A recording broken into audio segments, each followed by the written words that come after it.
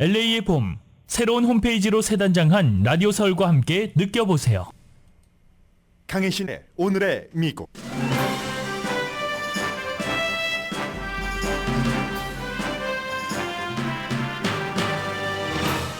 총선에서 참패함으로써 윤석열 대통령은 그동안 서구에서 용기 있다는 평가를 받아온 국제적인 역할에서도 힘을 잃을 것이라고 BBC 방송이 보도했습니다. 만일 트럼프 전 대통령이 미국에서 당선된다면 윤석열 대통령은 북한에 관한 코스도 바꿔야 할 수도 있다고 전했습니다. 바이든 대통령과 기시다 후미오 일본 총리는 중국과 맞서기 위해 국방 경제 관계를 업그레이드했습니다. 오늘은 필리핀 대통령과 3자 정상회담을 합니다. 트럼프 전 대통령이 처음으로 전국적인 낙태 법안에 서명하지 않을 것이라고 말했습니다. 포르노 배우와 잠자고 입막음 돈을 지불한 사건은 3번 재판 연기 요청을 했지만 3번 모두 거부됐습니다. 3월 생산자 물가지수는 한 달 전에 비해 0.2% 상승해 소비자 물가 변동폭보다는 부드러웠습니다. 이자율 인하가 6월도 아닌 9월에 시작된다거나 아예 올해는 이자율 인하가 없을 것이라고 예상하는 전문가도 생겼습니다. 잡히는 줄 알았던 물가 상승률이 다시 커지기 때문입니다. 연방 법무부가 온라인이나 총기쇼에서 총기를 살 때도 신원조회를 해야 한다고 발표했습니다. 이 같은 절차를 거치지 않고 총기를 파는 사람이 약 2만 명입니다. 젊은 세대는 검색 엔진으로 구글이 아닌 틱톡이나 유튜브를 사용합니다. 유전 무죄의 상징이 됐던 O.J. 심슨이 76세로 숨졌습니다. 여러분 안녕하십니까? 오늘의 미국 강혜신입니다. 오늘의 미국에서 왜 미국 뉴스를 전하지 않고 한국의 총선 결과를 보도했느냐 어제 컴플레인 하신 분들이 여러분 계셨습니다. 그런데 오늘의 미국도 미국이고 미국이 이 방송을 꼭 미국뿐만이 아니라 세계 각 지역에서도 저희 라디오 서울 방송 요즘 많이 듣고 보고 계시는데 미국도 미국이지만 그렇지만 한국도 이 코리안 아메리칸 저희 라디오 서울 방송을 듣고 계신 여러분들께서 코리안 아메리칸들 아니시겠어요? 그래서 너무나 중요한 총선은 여러분들께 늘 전해드리고 그리고 제가 여러분들께 그 총선에 대해서 전해드리는 것은 오늘은 이제 BBC 방송의 몇 가지 기사를 종합을 해서 전해드릴 텐데 해외에서 보는 한국입니다. 오늘의 미국에서 한국에 관해서 보도해드릴 때는 언제나 아주 중요한 이슈에 대해서 해외에서는 어떻게 보고 있는가 미국에서 일어나는 일은 세계 모든 나라 언론이 다 보도를 합니다. 그러나 한국에서 일어나고 있는 일을 다 보도하진 않습니다. 간혹 보도할 때는 그만큼 세계적인 이슈가 될 만큼 중요하다는 그런 것이고 그런 것이 또 한국과 보는 시각이 같을 수도 있고 다를 수도 있고 어쩌면 한국 뉴스이기 때문에 한국의 전문가들이 얼마나 많겠습니까? 그렇지만 그 전문가들이 다 똑같이 같은 지역에서 있기 때문에 때로는 그 이슈에 매몰되는 경우도 있고 본인들의 입장에서 뭔가를 해석을 하는 것도 있고 그에 비해서 해외 언론은 다릅니다. 그래서 이제 오늘은 어제 끝난 총선에 대해서 도대체 해외 언론에서는 어떻게 보도하고 있는가 특히 두 번째 전해드릴 이슈가 한국 대통령이 파에 대파를 말합니다. 그린 어니언, 스프링 어니언 이 좌절됐는가? 파 때문에 좌절됐는가? 주인 맥킨지라는 BBC 방송의 서울 특파원의 기사를 조금 전해드릴 테고요. 이제 다 알고 계시겠죠? 222대 국회의원 선거입니다. 지역구가 254석, 비례대표가 46석. 비례대표는 이제 지역구에서 어느 당이 어느 정도 승리를 했느냐. 거기에 이제 퍼센테이지에 따라서 구분을 해서 어쨌든 더불어민주당은 175석, 300석이기 때문에 151석이 과반수인데 위성정당까지 합쳐서요. 그런데 이제 151석은 본인들 더불어민주당만으로도 충분히 확보를 했고 161석이었습니다. 그리고 비례대표에서 14석에서 175석. 국민의힘이 지역구에서 90석, 비례대표가 좀 많습니다. 국민의힘이 18석 해서 108석. 조국 혁신당이 12석 전부 비례대표죠. 개혁신당이 이준석 대표 당선을 포함을 해서 비례 2개를 더해서 3석이 됐고 새로운 미래가 1석 지역구에서 그리고 이제 진보당도 1석 이렇게 됐습니다. 그래서 이것을 이제 기본적으로는 뭐 여러분들 한국 뉴스에 관심이 있으신 분들은 다 알고 계시는 그런 그 내용인데 당연히 이제 이재명 더불어민주당 대표가 다시 지난번에 0.7% 차이로 윤석열 대통령에게 졌는데 대선 후보가 될 가능성이 굉장히 그 기회가 이제 열린 거고요. 그리고 해외에서 보도하고 있는 것을 보면은 미국이나 다른 나라도 다 마찬가지입니다. 그냥 이게 한국 뉴스가 아니다. 한국의 국회의원 선거가 이렇게 돼서 뭐 거기에 위성 정당이다, 비례대표제다, 공천 과정 다 포함해서 해외 언론이 보도하는 한국의 그 정치적인 그림을 보면 절대로 성숙한 국가가 아닙니다. 이건.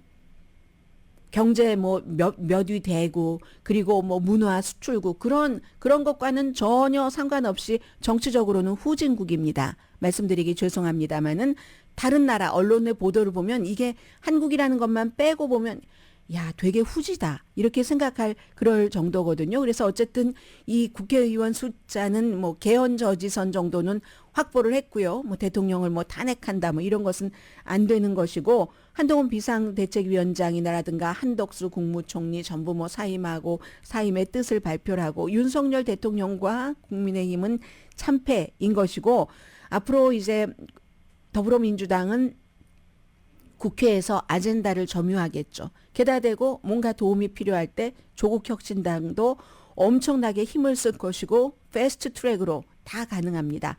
다 가능하게 됐고 그런데 사실은 174석이잖아요, 지금. 그러면 180석보다 뭐 지금과 비교해서 뭐 그다지 큰 차이가 있는 건 아닙니다. 오히려 조금 줄어들긴 했어요. 근데 이제 워낙에 국민들의 윤석열 대통령에 대한 심판이 준엄했기 때문에 이제는 인정을 할 수밖에 없는 거고 윤석열 대통령도 뭐 여러 가지 뭐 아무튼 얘기를 했고 그렇습니다. 그래서 이제 기본적으로는 뭐 경제가 밑바닥에 깔려 있고 식료품비 인상 같은 것 그리고 이제 뭐 의사 파업도 마찬가지고 아웃 오브 터치다 모든 부분에 대해서 특히 선거에 가장 중요한 한 달 동안 윤석열 대통령이 더불어민주당을 마치 선거 요원처럼 엄청나게 도왔다. 물론 윤석열 대통령도 나름대로의 심지가 있겠죠. 그런 내용을 잠시 뒤에 BBC 방송의 서울특파원이 얘기를 합니다. 김건희 여사의 뭐 디올백 등등 뭐 오히려 대통령보다 대통령의 와이프가 훨씬 인기가 없죠. 한국에서. 그런 거. 그러나 모든 세계 매체도 다 지지를 합니다. 그렇다고 더불어민주당이 괜찮은가? 그건 아니다. 더불어민주당도 논란이 너무 많고 그 내부에서도 갈등이 있다. 부패 등의 갈등. 게다 대고 이제 조국 혁신당과 더불어민주당의 기싸움이 시작이 되겠죠. 그러니까 이제부터는 또 다른 게 시작이 되는 겁니다. 국민의힘의 경우는 아예 대통령이 잘못했다. 우리도 대통령을 잘못 보좌했다. 대통령에게 큰 소리 한번 못 쳤다. 등등으로 이제는 잘못을 인정을 확실히 하는 단계까지는 왔잖아요. 그런데 그에 비해서 더불어민주당과 조국혁신당은 이제 파워 싸움을 하게 된다는 이런 것들 지적하고요. 지인 맥킨지라는 BBC 방송의 서울 특파원의 보도를 전해드립니다. 이 기사에는요. 조국혁신당과 조국 대표에 대해서는 한마디도 없습니다. 단지 사진을요. 이 사진이 저는 그 한국 사람으로서 보기가 너무나 불편하거든요. 그런데 이 사진 자체는 조국 혁신당의 대표, 조국 대표가 디오르 가방을 이렇게 들고 보라색 가방을 들고 그 안에는 팔을 집어넣고 그리고는 이제 그 수갑을 이렇게 수갑 채워야 된다는 거잖아요. 수갑 2개. 이렇게 돼 있는 이 사진을 실었습니다. 그리고 기사를 전해드리겠습니다. 2월 달에 한국에서 뭐 사과 한 개 값이 7달러였는데 미국 돈으로 과일이 뭐 한국이 유난히 비싼 거 다 아는 사실이고 그런데 이거는 정말 선을 넘었다. 백화점에 있는 그 마켓에서도 백화점을 드나드는 사람들이 마켓을 보면서 살 때도 사과 한 개에 7달러 이건 너무너무 선을 넘었다는 얘기를 했고요. 그러니까 그 국민들의 고민을 해결하기 위해 무작정 시장을 방문했다. 제대로 된 그 계획 없이 갔다는 얘기예요. 그러니까 이제 팥값이 합리적이라고 하면서 대통령이 감탄을 했는데 보조금을 받은 그래도 뭐 875원인가요? 원래 3, 4천 원 해야지 되는데 그 감탄하는 모습에 너무나 사람들은 분노를 하고 조롱을 하기도 하고. 근데 이거는 하나에 불과하다는 거죠. 지금까지 2년 동안의 일이 이제 쌓인 거죠. 레이어드 된 거죠. 윤석열 대통령은 언제나 인기가 없었기 때문에 처음에 당선될 때도 0.7% 차이로 당선됐고 그 뒤에는 계속 지지율이 30%에서 40% 사이였습니다. 여러 가지 왜 인기가 없는가가 있겠지만 첫 번째 이제 외교적으로 뭐 바이든 날림은 이 논란이 있었고 그 논란에 따른 MBC에 대한 대처 방안 같은 것도 불만을 가진 사람들이 굉장히 많았을 테고요. 그리고 두 번째로는 와이프인 김건희 여사를 지적을 합니다. 남편보다 국민들이 와이프를 더 싫어하니까 대학 논문 표절부터 뭐 주가 조작부터 디오르백, 부패 방지법 위반 그리고 나서 등장을 안 하기는 했는데 세 번째는 윤석열 대통령의 통치 스타일을 사람들이 싫어한다는 겁니다. 정치인이 아니라 검사처럼 하는 것. 완고한 것까지도 어떤 때는 처음엔 좋아했죠. 미국 말로 뭐 스터번하다고 얘기를 하잖아요. 그렇게 완고한 것을 처음에 야 심지가 있어? 심지가 굳어? 이렇게 생각을 했는데 이게 권위주의적인 매너로 도저히 협상이 안 되는 거잖아요. 마지막에 그 순간에 그 전공의 파업과 관련해서 2,000명이 왜 맞는가를 한 90% 정도를 그 얘기를 하는 그걸 보면 도저히 이제 그 타협 협상이 안 되고 권위주의적인 그 매너로 갔기 때문에 싫다. 이건 이상진 박사 통일연구원의 그분이 BBC 방송과 인터뷰를 해서 지적을 한 겁니다. 그런데요. BBC 방송 특파원은 윤석열 대통령이 국내에서는 인기가 없었지만 해외에서 친구를 사귀는 데는 성공했다고 얘기합니다. 이 부분은 오늘의 미국에서도 저희가 해외에서 한국 밖에서 보도를 하니까 윤석열 대통령 처음 들어올 때 세계적인 어떤 비전 같은 거 얘기하는 것은 아주 좋다고 저도 그 부분에 대해서는 찬성을 했었던 것을 여러분들께 뭐 말씀을 공개적으로 드리기도 했어요. 해외에서는 친구를 사귀는데 성공을 했다. 세계 무대에서 한국의 역할이 좀 크기를 바라면서 취임을 했다. 이거 한국 해야 되거든요. 지금 경제 뭐 몇 위 대국이라고 하지만 한국이 너무 우물 안에서 한국 것만 얘기하잖아요. 한국 신문 같은데 방송 같은데 보면은 다른 나라에서 일어나는 일은 해외 토픽에 요만큼 나오잖아요. 그리고 세계의 중심이 한국이 아닌데 한국 것만 나오잖아요. 그런 점이 정말 프레시했습니다. 저도 인상적이었고 그리고 취임하면서 포린 팔러시 같은데 글을 쓴 거 보면은 물론 윤석열 대통령이 쓰지 않았겠죠. 누군가가 전문가가 쓴 그 글이 윤석열 대통령 이름으로 나온 것을 보면은 정말 해외에서 살고 있는 대한민국 사람으로서 멋졌습니다. 그런 게 있었어요. 그 점을 BBC 방송의 서울 특파원이 지적을 하는 겁니다. 세계의 무대에서 그 한국 역할을 크게 하기를 바라면서 취임을 했는데 특히 전임자가 북한과 평화만 모색하는 그런 것에 이제 매몰돼 있는 거기서 벗어나기로 결심을 했다. 근시안적인 것에서 벗어나기로 결심을 하고 나는 뭐 자유의 챔피언이 되겠어 하면서 뭐 거기까지도 괜찮았는데 그리고는 이제 평양에 대해서는 굉장히 지속적으로 일관적으로 강성이었다는 것. 그러면서 오히려 군사활동도 더 군사훈련도 강하게 하고 제재 같은 데도 아무튼 북한에 대해서는 강한 것을 할 수 있는 것은 다 했다라고 얘기를 합니다. 어떤 사람은 불필요한 도발이다 이렇게 지적한 사람도 많았다고 얘기를 하고요. 북한은 아무튼 그 이후에 물론 윤석열 대통령 등장 때문에 그런 건 아니겠지만 트럼프 전 대통령 그때부터 뭐 오냐 하면서 뭐 이렇게 하다가 보니까 핵무기 개발이 엄청나게 된 것 아니겠어요? 어느 때보다 강한 무기를 갖고 있는 북한에 대해서 불필요하게 전혀 그 협상의 여지를 남기지 않고 북한이 한번 공격하면 거기에 대해서 그대로 되갚아주는 그래서 두 개의 한국은 최악의 상황이 됐다라고 얘기를 합니다. 그렇지만 미국과의 관계, 일본과의 관계는 꽃을 피워서 윤석열 대통령의 그 국정 운영에서의 핵심은 한국과 미국의 안보 동맹을 강화하는 것. 이게 이제 외교 정책의 핵심이었다고 얘기를 하고 실제로 그런 걸 이뤄서 워싱턴과 안보 조약도 했고 뭐 던 맥클린의 뭐 아메리칸 파이도 미국에 와서 불렀고 미국도 굉장히 그거를 존중하고 존경도 하고 했다고 얘기를 합니다. 왜냐하면 그런 일을 할 때에 윤석열 대통령이 한국에서의 반발, 대가를 정치적인 대가를 치르는 것을 알면서도 했기 때문에 미국에서의 많은 사람들은 용기가 있다라고 존중을 했다는 거죠. 일본과의 역사적인 분쟁을 뒤로하고 관계를 개선한 것에도 윤석열 대통령이 정치 비용을 많이 지불했다고 얘기를 합니다. 그래서 국내에서 인기가 없었으니까. 그 국내에서 인기가 없는 그만큼 서구에서는 너무 용감하다라고 칭찬을 했다는 거죠. 한국은 항상 한국 중심만 하니까 또 북한 문제가 있으니까 북한 때문에 세계로 나갈 수가 없는 겁니다. 그런데 그런 때에 이렇게 해서 또 일본과 한국의 안보가 느슨해지면 세계 다른 나라들은 전부 한국처럼 우리나라가 최고야, 제일 잘해 하고 우리나라만 들여다보는 게 아니기 때문에 어느 정도 개발된 국가는 지금 아시아가 이런 게 위험하지? 미국과 유럽에는 이렇지 하면서 그러다가 나중에 다 힘들어질 것 같아. 우리도 좀 도와야 되겠어 하고 돈이나 여러 가지로 돕습니다. 한국은 지금까지 그걸 안 해왔었던 것이고요. 그래서 일본과 한국의 안보 이런 것들이 느슨하고 사이가 나쁘면 아시아에 너무나 약한 고리가 된다는 것을 세계에서 알기 때문에 그런 점에 대해선 윤석열 대통령에게 크레딧을 줬다는 겁니다. 다시 BBC 방송의 특파원이 얘기를 합니다. 엄청난 그 대담함에 대해서 엄청난 대가를 치렀다는 거죠.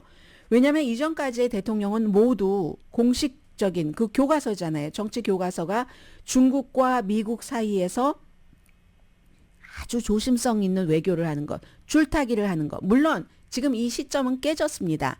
중국이든 미국이든 한 나라를 선택을 해야지 되는 나라들이 많이 있었던 게 사실이에요. 최근 몇 년 사이에. 그랬는데 전에는 그래 왔는데 그래서 전략적으로 모호함이라고 얘기를 한다는 거죠. 그래서 전략적으로 모호함이라는 게 중국과 장사해야지 되고 미국의 안보 우산을 받아야지 되니까. 그런데 모호함이라는 것은 윤석열 스타일이 아니라는 겁니다. 그래서 이게 중국을 비난을 하고 심지어는 대만까지 언급을 했어요. 대만에 대해서 어떻게 하면 안 된다고 중국에 경고까지 했죠. 그러면 중국이 분노하죠. 한국에. 아무도 해본 일이 없는 이런 일을 했다. 그런데 많은 사람들은 또 그 윤석열 대통령의 그 같은 커멘트가 굉장히 겉보기에 충동적이고 뭔가 좀 잘 팀과도 심지어 본인의 팀과도 맞지 않을 정도로 좀 많이 나갔다 하는 지적도 있다고 얘기를 합니다. 단국대학교의 정치학과의 이동민 교수가 BBC 방송과 인터뷰에서 정부 내의 일부에서는 지금 그 중국과 관계가 너무 악화됐다 이런 느낌이 강하기 때문에 선거 이후에 특히 이제 경제 회복을 위해서 뭔가 균형을 잡을 필요가 있다 이런 얘기를 해주고 있고요. 그러나 일부 사람들은 또 자유민주주의 가치를 옹호하는 게 정말 막 숭고한 추구다 막 이러면서 또 윤석열 대통령 뭐 배심이 좋아하고 지지하는 사람도 있다고 얘기를 합니다. 그러나 또 다 똑같은 문제를 놓고 다른 쪽에서는 지금 중국도 있고 또 러시아도 있고 막 그 사이에 거의 껴있는 것과 마찬가지인 한국이잖아요. 물론 미국도 생각을 해야지 되지만 그런 나라로서는 현명한 전략이 아니다. 이렇게 얘기를 하고요. 더군다나 중국과 러시아와 북한이 그 한반도 위쪽에서 쭉 너무너무 지금 가까워지고 있는 상황이잖아요. 그런 상황에서는 더 그렇다라는 얘기를 합니다. 그리고 미국 선거와도 연관이 집니다. 제가 이 기사를 보면서 아니 지금 윤석열 대통령 퇴임하고 내려가는가 하는 생각이 들 정도로 쭉 그 앞에 얘기를 해주고 있는데 윤석열 대통령이 올해 가장 크고 예측하기 어려운 도전은 트럼프 전 대통령이라고 얘기를 합니다. 트럼프가 백악관에 복귀한다면 그러면 어떡하는가? 왜냐하면 트럼프 전 대통령은 김정은과 지금도 좋은 관계라고 하고 굉장히 아주 호감을 갖고 있고 김정은에게 심지어 구애한다라고 표현까지 합니다. BBC 방송은 모든 미군을 철군하겠다고 위협을 하고 북한이 싫어하니까 군사훈련 하면 안 된다고 하고 그렇기 때문에 만약에 미국에서 트럼프 전 대통령이 재선에 성공한다면 윤석열 대통령은 3년 남았지만 트럼프의 재선으로 인해서 진로를 북한에 관한 진로를 바꾸도록 강요당할 수도 있다. 이 점을 지적을 합니다. 그리고 또 서구에서는 저 사람 용기 있어. 하지만 국내에서는 민주주의가 퇴보됐다는 지적도 받는다는 거죠. 왜냐하면 반대주의자들을 요즘 좀 덜합니다만 어떤 때 막 공산주의자다 이런 말을 하고, 그건 트럼프도 똑같아요. 공산주의자라고 얘기하잖아요. 언론은 가짜뉴스라고 많이 공격을 하고, 그리고 이제 또 언론인들을 상대로 소송도 많이 했잖아요. 청와대에서. 청와대가 아니라 용산에서. 또 뭐 그 여성부 없앤다고 하고 끝내 없애지 못하니까 장관을 막 공석으로 계속 두고 이랬었던 것. 그런 점들이 민주주의를 아주 후지게 만들었다 해서 스웨덴에 있는 민주주의 다양성 연구소의 최근 보고서는 윤 대통령이 집권한 이후에 한국 민주주의가 이렇게 디클라이닝 되는 그런 것이라고 결론을 내렸고요.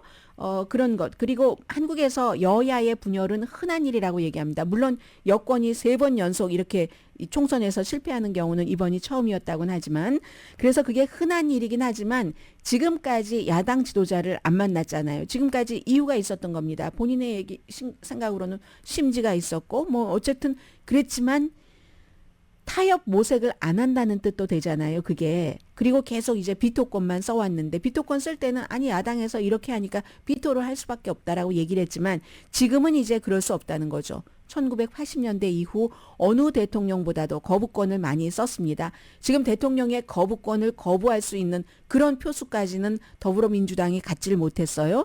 그런데 어쨌든 이런 얘기는 합니다. 인기에 연연해하지 않는 것 같다. 다른 사람의 말이나 생각이나 다른 사람이 이렇게 했으면 좋겠다 하는 것에 연연해하지 않고 본인이 믿는 바대로 생각을 하는 것 같다. 이건 BBC 방송의 그 특파원이 하는 얘기입니다. 어쩌면 열성 지지자만 보고 가는 것 같다. 열성 지지자와 또 하나를 얘기합니다. 역사책에 본인이 어떻게 기록될 것인가. 본인은 그냥 믿는 바를 초지일관했다라고 기록되길 원하지만 타협할 줄 모르는 그런 권위주의야 이렇게 기록될지도 모르잖아요. 나머지는 생각 안 하는 것 같다. 열성 지지자만 생각을 하는 것 같다. 국회도 생각하지 않고 국민도 열성 지지자 이외에는 생각하지 않고 심지어 본인이 속한 당도 생각하지 않는 것 같다. 이런 지적도 했고요. 아무튼 윤석열 대통령은 역사책에서의 스팟은 이미 받았다고 얘기를 합니다. 일본과의 화해를 통해서. 그러나 지금 국내에서 선거에서 이렇게 져버렸기 때문에 명성이 훼손됐고 그렇게 되면 해외에서도 영향력이 별로일 것이다라고 예상을 합니다. 한국에서 그리고 이 일은 한국 사람들에게는 어떻게 되냐면은 한국 사람들은 이제 앞으로 계속 의회에서 아무런 일도 해내지 못할 것이고 대통령이 또 비토권 쓸 것이니까 정치적인 적대감 엄청 높아지고 양극화도 강화되는 그런 3년 을 맞게 될 것이다. 이런 지적을 영국의 BBC 방송의 특파원이 했습니다.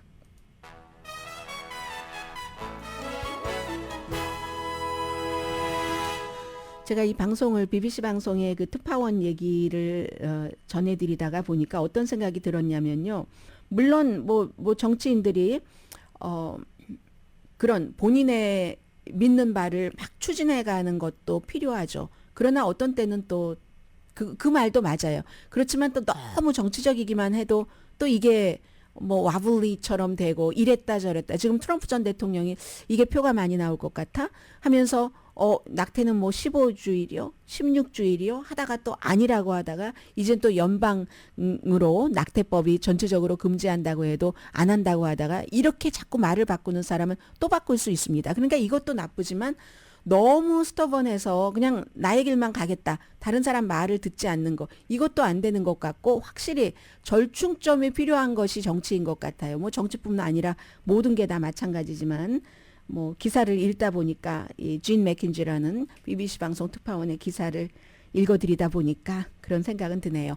오늘의 미국은 전문가가 추천하는 이민법, 가정법 전문 재인정 종합법률사무소 총 20억 달러 승소, 교통사고와 상해 전문 브라이언 타필라와 CG 변호사 그룹, 집 이용자, 커머셜, SBA 이용자, 급한 하드머니까지 모든 이용자를 잘하는 융자나라 공동펀입니다. 잠시 뒤에는 또 뭐 미국의 오늘 아주 중요한 탑뉴스 전해드립니다.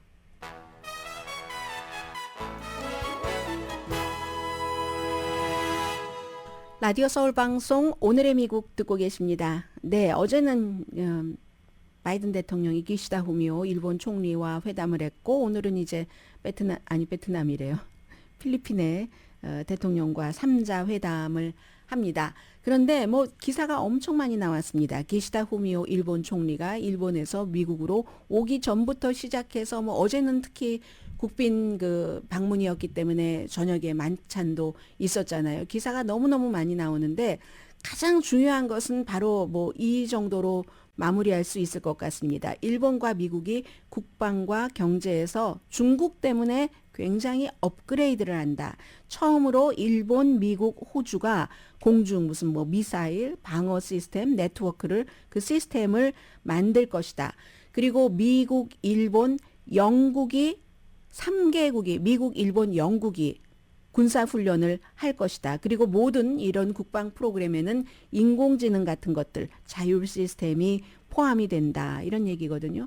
그럼 경제 빼고 일단 국방 분야에서는 일본이 점점 평화주의적인 국가에서 멀어진다. 미국으로서는 자국도 좀 스스로 방어하고요. 아시아도 좀 서로 도우면서 돌봐드리고요. 우리 미국이 너무 힘듭니다. 뭐 이런 거죠. 그래서 이제 그 평화주의적인 그 아이덴티티에서 조금 더 멀어지는 그런 것이고, 그리고 이 기시다 후미오 총리가 어제 뭐 공동 기자회견이라든가 이제 공동 기자회견이 끝나고 또 일본 기자들 등등과 인터뷰할 때 강조한 걸 보면은 북한, 대만, 중국이 이 바이든 대통령과 논의의 초점이었다고 얘기를 합니다. 그리고 이제 어제 처음에 발언할 때도 얘기했지만 국제 질서, 뭐 세계의 그 질서 같은 것도 얘기를 했고요. 이게 이제 국제 질서를 자꾸만 중국과 러시아가 본인들 위주로 가져가려고 하니까 일본과는 맞지 않는 거죠. 미국이 주도하는 국제 질서가 좋은 거죠. 그래서 이 기시다 후미오 총리가 어떤 힘, 무력이나 강압에 의해서 현재의 상태를 바꾸려는 시도는 절대 용납될 수 없다. 이게 이제 무기가 강하다고 힘이 있다고 러시아가 우크라이나를 쳐들어간 그 얘기를 한 거고요. 그러면서도 동시에 중국과 대화를 계속하는 것이 중요하다는 점을 저와 바이든 대통령은 확인을 했습니다. 저 사람 라이벌이 될 수도 있고 적이 될 수도 있어요. 마음에 안 드는 게 너무 많아요. 그래도 만나서 대화를 한다는 거죠. 이제 한국 선거와도 연관돼서 그런 결과가 나온 그런 건데 기시다 후미오 총리는 그런 얘기를 했고요. 또 우크라이나 문제는 오늘의 우크라이나가 내일의 동아시아가 될 수도 있다라는 얘기를 하면서 이제 오늘 의회에서 합동연설을 하는데 뭐 그런 것을 생중계하지는 않네요. 전에 그 윤석열 대통령 왔었을 땐 생중계했는데 어쩌면 시간이 되면은 생중계할 수도 있고요. 그리고는 이제 뭐 일본 그 미국에 투자한 일본 회사도 갈 테고 일본 우주 비행사가 나사의 아르테미스 그 달에 가는 우주선 거기에 이제 최초로 외국인 우주 비행사로서 참여한다는 이런 얘기를 했죠. 그리고 또 하나 있습니다. 얼마 전에 왜 그 뭐 해수면 같은 것들이 올라오고 등등 메모리얼 그 제퍼슨 메모리얼 주변에 그런 그 것들 때문에 나무를 그 체리 트리를 잘라내야지 된다는 건 말씀드렸었잖아요. 그런데 거기에 대해서 2026년이 미국 건국 뭐 250주년이기 때문에 그걸 기념해서 체리 트리 하면 또 일본이잖아요. 어제도 보니까 딱 그 저녁 만찬할 때 체리 트리로 막 이렇게 해놨던데요. 지금 또 한창이기도 했고 얼마 전에 해서 250그루의 새로운 벚나무를 워싱턴 DC에 이제 선물을 하고요. 뭐 이런 일들이 있었고 그리고 이제 어제의 그 뭐죠? 그 만찬에서는 저는 뭐 여러 사람들이 많이 나왔는데 폴 사이먼이 나와서 노래를 부르기도 하고 팀 쿡이라든가 또 그 아마존의 제 베조스도 나왔고 뭐 등등 그런 사람들 뭐 자넷 옐런 재무장관도 왔고 하는데 저는 제일 눈에 띈 사람이 누구였냐면 이제 세월이라는 단어를 붙일 만한 정도의 함께 산 사람들이잖아요. 빌 클린턴 전 대통령과 힐러리 클린턴. 힐러리 클린턴은 마치 기모노 비슷한 옷을 입고 왔는데 이 두 부부가 이제 빌 클린턴 전 대통령이 모니카 루인스키와의 스캔들이 있고 그 이후로 수십 년이 지났잖아요. 수십 년이 지났는데 봐라 클린턴이 뭐 대통령 자리에서만 물러나자마자 힐러리 클린턴이 뭐 이혼을 할 거야. 그러다가 아니야. 이혼을 하려고 했는데 남편의 그 정치적인 힘 이런 것들이 필요했기 때문에 본인도 더 높은 데로 올라가야지 되니까 미워하면서도 이혼 안 할 거야. 아주 수없이 거기에도 꼬리에 꼬리를 물고 가십이죠.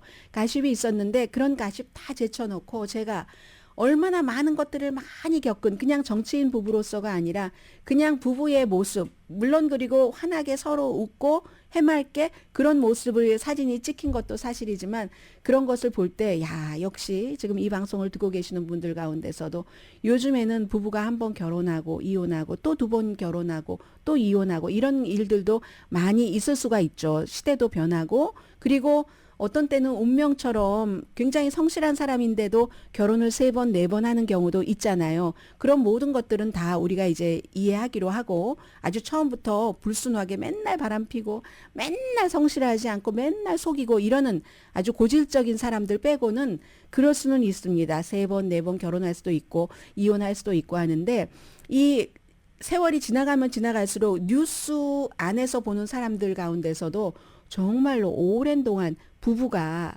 같은 길을 때로는 막 등을 돌리고 미워하면서도 결국 같은 길을 동지로서 온 거잖아요. 많은 공개적으로 그런 어려움이 있어도 그런 부부가 제일 존경스럽다. 제일 아름답기도 하고 왜냐하면 너무나 인내를 너무 많이 그 한 부부잖아요. 어제 그래서 저는 무슨 뭐 미국과 무슨 일본과의 관계가 그렇고 이건 미리 다 뉴스로 나갔으니까 그것보다 힐러리 클린턴과 빌 클린턴 전 대통령의 아주 그 다정한 이제는 가장 편한 사람들이잖아요. 그 모습, 그 사진이 저는 제일 좋았습니다. 그리고 오늘은 역시 중국에 초점을 맞춰서 바이든 또 기시다 후미오 또 페르디난드 마르코스 주니어 봉봉 이 세 사람이 공동 기자회견을 하게 됩니다.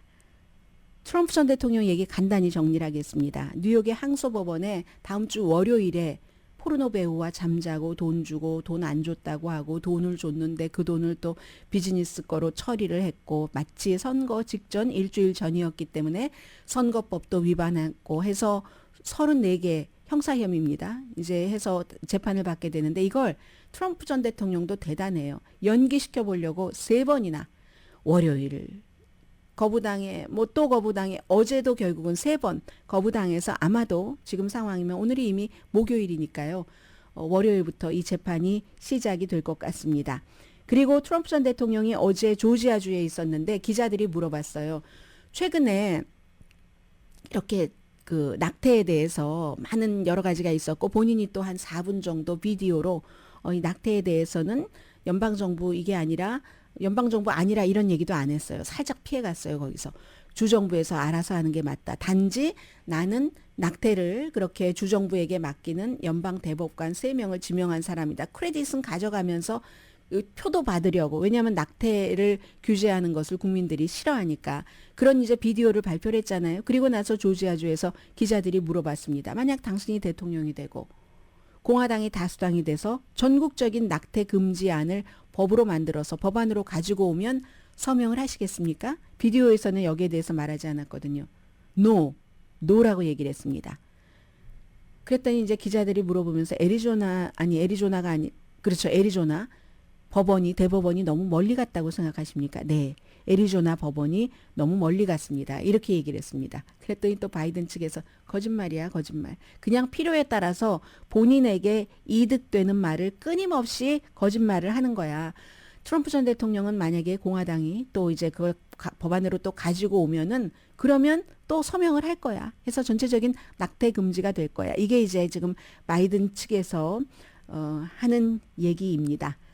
네, 아무튼 이런 일이 있고 애리조나주에서는요. 대법원에서 이렇게 1864년도의 법을 근거로 해서 강간을 당해도 아이를 낳아라. 또 근친상간이라도 아이를 낳아라. 산모의 건강이 위협스럽지만 않다면 위협이 아니기만 한다면 이렇게 해서 이제 뭐 14일 기간 주고 뭐 좀 검토하라고 하고 시행한다고 하잖아요.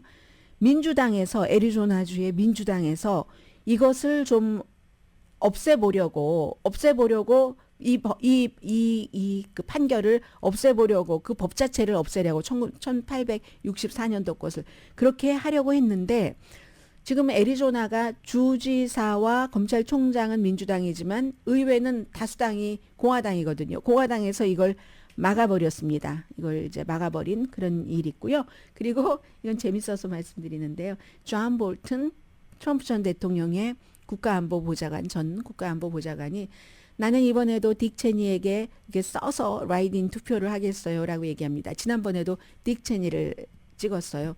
트럼프나 바이든보다 딕 체니가 대통령을 더 잘할 것 같습니다. 왜냐하면 이유가 그 사람은 원칙을 지키는 보수주의자입니다. 레이건 보수주의자입니다. 라고 얘기를 했어요. 이 리즈 체니의 아버지 전에 부통령 했었던 딕 체니를 얘기를 합니다. 아마 트럼프가 재선된다면 러시아가 너무 축하할 것이고 나토에서 탈퇴할 수도 있다 하는 것을 다시 경고를 했고요. 그런데 이 존 볼튼이 딕 체니가 대통령이 되도록 써서 투표한다고 했잖아요. 딕 체니가 지금 몇 살이냐면 83살이거든요. 83살이면 바이든 대통령보다도 그 나이가 한 살 많게 되는 거죠. 그 선거 그때를 즈음해서 바이든보다도 나이가 한 살 많고 이게 이제 어제 한국의 총선과 연결하면 박지원 전 국정원장 당선됐잖아요. 정동영 전 의원도 전 통일부 장관도 당선됐는데 정동영 의원은 70대 초반 아닌가요? 71세인가 72세인가 그런데 박지원 전 국정원장 어제 당선된 당선자가 83세입니다. 83세인데 4년 임기 당선이 됐고 존 볼튼은 82세 뭐 이걸 꼭 뭐 대통령 하라고 하는 건 아니지만 82세에 딕 체니에게 투표한다라고 얘기를 합니다.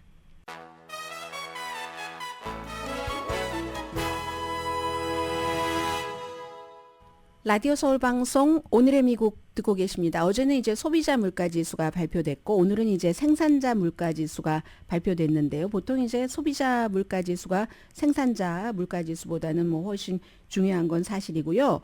그런데 3월 달에 생산자 물가 지수가 한 달 전에 비해서 0.2% 올라가서 소비자 물가 지수 변동폭보다는 조금 부드럽네요. 그리고 2월 달에는 0.6%, 1월 달에는 0.4% 상승했었고 1년 전에 비해서는 3월 달에 생산자 물가 지수가 2.1% 상승을 했습니다. 그런데 이제 말씀드린 것처럼 소비자 물가 지수가 더 중요한데 어제 이제 1년 전에 비해서 2월 달에 3.2%가 올라갔고 3월 달에는 3.5%가 상승했었잖아요. 이게 이제 그 가솔린이라든가 또 그 쉘터 렌트비라든가 주택 몰기지라든가 무슨 뭐 주택 몰기지는 뭐 그렇지 않겠네요. 외식비 또 의류 이런 것이 값을 올리는데 주도를 했다고 하거든요. 근데 이게 가만 보면은 지난해 말까지만 하더라도 어머 이거 잡히는 것 같아. 딱 2%까지는 아니더라도 인플레이션이 그런 것 같았는데 1월달, 2월달, 3월달 계속 올라가고 나니까 그러니까 이제부터는 뭐에 집중을 하게 되냐면은 원래는요 올해 초만 하더라도 3월 달에 이자율을 인하하기 시작할까? 그러다가 아유 3월 달은 아닌 것 같아 해서 6월 달을 기대를 했었죠. 그 기대가 지금 일주일 사이에 많이 줄어들었습니다. 일주일 전에는 6월 달에 그거 내릴 수도 있을 것 같아 하는 것이 62%였는데 전문가 예상이 지금은 6월 달에 안 내릴 거야가 80%가 됐습니다. 7월 달에도 확률 없고요. 그럼 9월 달에 내릴 것이다 하는 그 가능성이 높다고 하는데 그러면 9월 달부터 12월 달까지 세 번밖에 4번이 아니라 3번밖에 안 내린다는 얘기가 되고 심지어는 레리 서머스 전 재무장관 같은 경우 뭐 하버드 대학 교수요. 제롬 파웰 연준 의장의 소프트 랜딩, 뭐 인플레이션도 없고 경제도 나빠지지 않고 이런 것은 꿈일 수도 있다. 뭐 이런 비슷한 얘기를 하면서요. 소비자 물가 지수가 3개월 연속 이렇게 상승한 것은 6월 달에 이자율을 내린다는 것은 위험하다라는 뜻이라고 얘기를 합니다. 당장 이자율을 내릴 필요도 없다. 이렇게 얘기를 하고 그리고 이제 그 사이에 지금은 이제 4월 11일입니다. 경제적으로 지표 같은 것이 많이 반전될 수도 있고 주식시장이 오늘은 괜찮거든요. 어제는 별로였는데 내려갈 가능성도 있고 아무튼 이런 여러 가지 문제가 있기 때문에 아직은 지금으로서는 안 내릴 것 같아 하지만 아직은 알 수 없는 거고 분명한 것은 바이든 대통령이 내가 주식시장도 내가 들어와서 굉장히 좋아졌고 경제도 이것 봐 소프트 랜딩이잖아. 물가도 잡고 라고 얘기를 하는 것이 조금 힘들어질 수 있는. 그러나 이것도 아직 내일 모레가 선거가 아니기 때문에 4월이기 때문에 4월부터 11월 사이에는 좀 간격이 있어서 좀 두고 봐야지 되는 그런 상황이고요. 텔레비전에 열심히 하얀 색깔 자동차가 많이 보이고 있는데 잠시 뒤에 그 얘기는 전해드릴 거고요. 젊은 세대는 이제 많이 변하는 겁니다. 검색 엔진으로 구글보다 틱톡이나 유튜브를 많이 쓴답니다. Gen Z, Generation G. 1997년부터 2012년 사이에 태어난 사람들. 아주 낮게는 12살에서 뭐 27살 사이 정도. 이 디지털 세대죠. 완전히. 구글 초기 시대에 구글의 경험이 없는 사람들입니다. 저 같은 사람은 구글 처음부터 옐프 처음부터 다 무슨 뭐 넷스케이프 예전에 가면은 그냥 온갖 것을 다 우리는 건너오고 그리고 넷플릭스 처음 만들어졌을 때 집으로 이렇게 배달해 줬잖아요. 우편으로 비디오 그 CD를 그런 시대까지 다 경험했는데 이 젊은 세대는 뭐 이런 경험이 전혀 없는 거예요. 그래서 온라인에서 뭔가를 검색하는 그런 황금 나이는 밀레니얼 세대거든요. 81년부터 96년 사이에 태어난. 그러니까 나이 많으면 한 47, 43살 정도 되나요? 28살에서 43살 정도. 그 밀레니얼 세대가 구글에서 서칭을 굉장히 많이 했었죠. 영양을 알아볼 때도 구글에서 서치하고. 그리고 구글이 이 서치 엔진, 검색 엔진이 굉장한 수입이 되는 겁니다. 그런데 청소년에 관해서 연구를 하는 YPulse라는 곳에서 악시오스와 공동으로 이렇게 딱 조사를 해봤더니 18살에서 24살은요. 시작에 처음에 이제 설치할 때 한 46%는 뭐 구글로도 시작을 했다는 거예요. 그런데 이게 나이가 더 많은 사람은 많은 사람일수록 막 구글로 시작을 했고 나이가 젊으면 젊을수록 18살에서 24살 사이는 아예 처음에 뭔가 물어보고 뭐 찾아보고 검색할 때 틱톡으로 시작을 한답니다. 21%가 그리고 5%는 유튜브로 시작을 한답니다. 그래서 이제 구글도 점점 이제 그 멀어져가는 나이 드신 분들과 친구인 그런 소셜미디어가 이제 바뀌어져서도 많이 그렇죠. 처음에는 멀리 사는 친구들, 가족과 연결을 했는데 지금은 점점 소셜미디어가 정보 공유하고 정보를 찾고 아주 전문적으로 그렇게 그 변화가 된 것이고요. 아직도 그 검색 엔진의 탑은 구글인 건 맞습니다. 그러나 언젠가는 자리를 내주겠죠. 구글 다음이 틱톡, 유튜브입니다. 구글도 뭐 요즘 인공지능으로 개발을 많이 하고 있고 인공지능으로 이렇게 하는 것들이 좀 만족도가 굉장히 높다고는 합니다. 아무튼 그런데요. 저는 인공지능으로 뭐를 쉽게 검색하는 건 좋은데 이런 생각은 듭니다. 구글은 이제 너무 본인이 그 품을 많이 팔아야지 되니까. 그런데 그걸 계속 그 편하다고 거기에 끌려가고 나면은 속도감은 있을지 모르지만 빨리 찾아주고 그런데 틀린 게 너무 많고요. 거듭 말씀드리지만 뉴스는 절대로 이런 그 무슨 뭐 인공지능으로 검색해서는 안 됩니다. 내가 알고 있는 것만 해야지 돼요. 알고 있는 것만. 약간의 혼돈이 있을 때. 그렇기는 한데 이 빨리빨리 해주니까 구글보다 훨씬 속도감이 있지만 주는 대로 먹다가 잡혀 먹는 거죠. 아예. 머지않은 것 같기도 하고 그렇습니다. 잠시 뒤에 총회 관해서 말씀드리면서 O.J. 심슨 전해드립니다.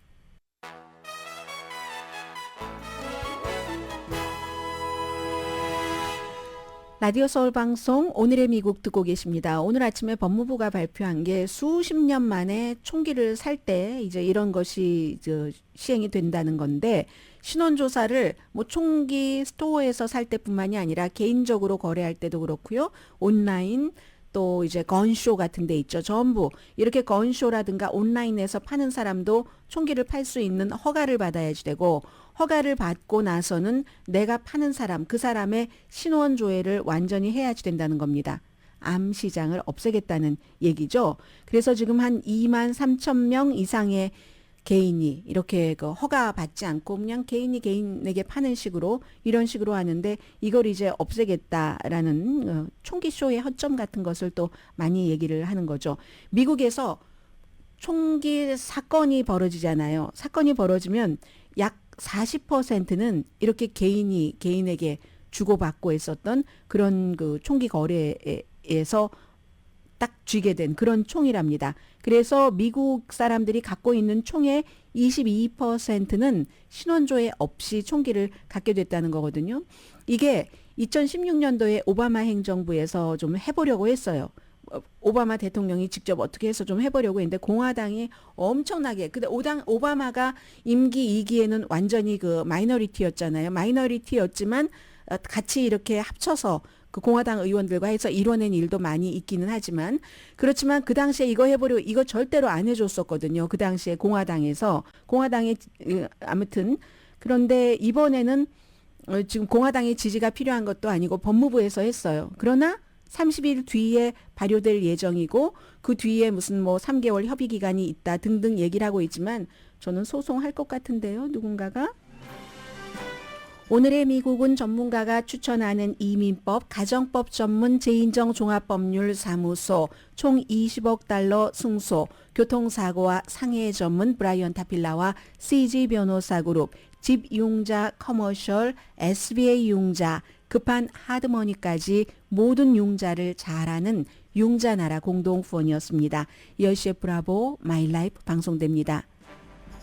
네, 마이라이프를 정말 풋볼 선수로서 돈도 많이 벌고 명예도 있었는데 백인 와이프와 함께 살다가 백인 와이프와 그 와이프의 남자친구를 살해한 혐의로 재판을 받았지만 무죄 판결을 받아서 3기의 재판이라고 했고 유전 무죄라고 한 O.J. 심슨이 오늘 오늘 숨졌는지 모르겠습니다. 암 투병을 하다가 76세로 숨졌다고 가족들이 얘기를 하고 있습니다.